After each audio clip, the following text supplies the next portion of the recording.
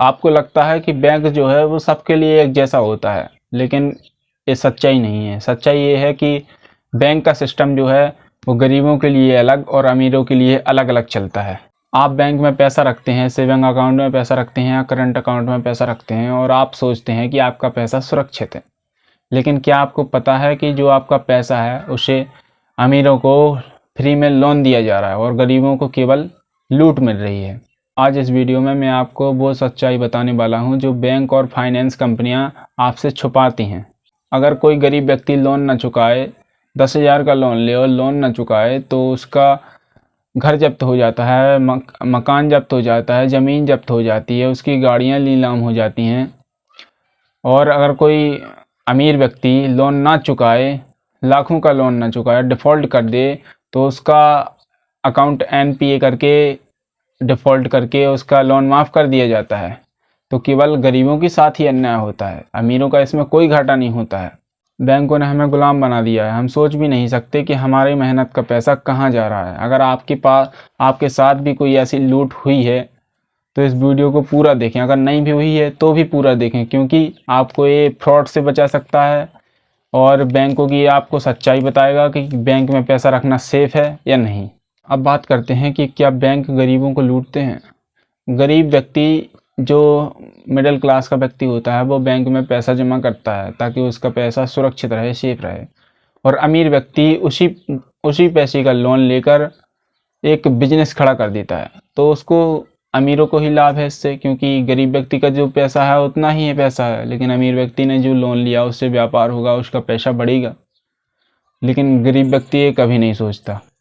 अगर गरीब व्यक्ति एक ईएमआई भी ना चुका पाए अपनी, जैसे अगर वो उसने 10 लाख का लोन लिया है और वो ईएमआई चुका रहा है, अगर वो एक आध ईएमआई बीच में नहीं चुका पाया तो उसके घर रिकवरी एजेंट आ जाते हैं, बैंक मैनेजर्स की धमकियाँ आने लगती हैं और तरह तरह की उसकी बातें होने लगती हैं कि इसको फ़ोन लगाएं, इसको बता देंगे, इसको बता देंगे, तरह तरह की उसको धमकियाँ दी जाती हैं। लेकिन अगर अडानी ग्रुप और अंबानी जी, नीरव मोदी, विजय माल्या जैसे लोग हज़ारों करोड़ का लोन लेकर भाग गए विदेश और सरकार ने कुछ नहीं किया, उन्होंने लोन डिफ़ॉल्ट कर दिया, उनका लोन माफ़ हो गया और सरकार ने कुछ नहीं किया, इन लीगल सिस्टम ने कुछ नहीं किया। 2014 से 2024 तक 15 लाख करोड़ के लोन माफ़ हुए हैं, जिनमें से 90% व्यक्ति अमीर थे, मतलब उनके पास पहले से पैसा है और फिर भी उनके लोन माफ़ किए गए और गरीब को कभी भी राहत नहीं मिली।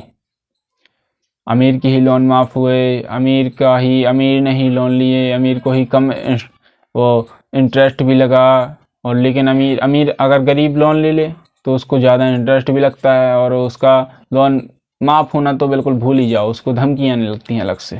उत्तराखंड के एक किसान ने 50,000 का लोन लिया था, लेकिन उस साल सूखा पड़ने के कारण वो लोन नहीं चुका पाया, तो सरकार ने, बैंकों ने उसकी ज़मीन छीन ली। वहीं विजय माल्या जैसे लोग 9,000 करोड़ रुपए लेकर भाग गए विदेश, सरकार, लीगल सिस्टम ने कुछ नहीं किया। कानून केवल गरीबों के लिए बना है और अमीरों के लिए कानून केवल सुरक्षा देता है, सुरक्षा प्रदान करता है। गरीबों के लिए कोई कानून नहीं है जो उन्हें राहत प्रदान कर सके और अमीर लूट की छूट लेकर भाग जाते हैं। बैंक की और सरकार की सेटिंग आपस में पहले से ही रहती है। एक अमीरों को सस्ते में लोन देते हैं, गरीबों को महंगे में लोन देते हैं। अमीरों को 5 से 7% की इंटरेस्ट में लोन देते हैं और गरीबों को देते हैं 12 से 15% की इंटरेस्ट में लोन। जैसे अडानी ग्रुप हो गया, उनको लोन मिलेगा तो 5 से 7% के इंटरेस्ट में मिलेगा।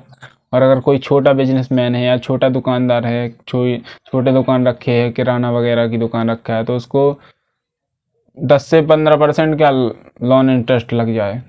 तो इस सिर्फ और सिर्फ गरीबों के साथ ऐसा अन्याय होता है। अब बात करते हैं कि गरीबों के पैसों पे अमीर कैसे ऐश करते हैं।